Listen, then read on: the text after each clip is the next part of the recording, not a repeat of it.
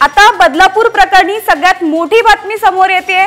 बदलापूर लैंगिक अत्याचार प्रकरणी 6 आरोपी उदय कोतवाल, तुषार आपटेला कल्याण कोर्टात हजर करण्यात आलाय आणि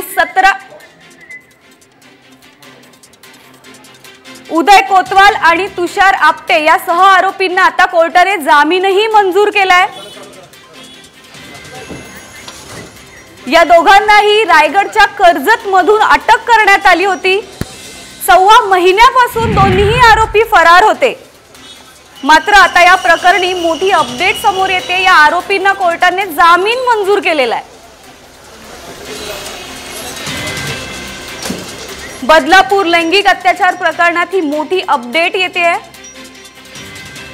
बदलापूर प्रकरणातील 6 आरोपी यांना जामीन मंजूर झालेला आहे। उदय कोतवाल आणि तुषार आपटे हे दोघेही कर्जत मधून अटक करण्यात आले होते।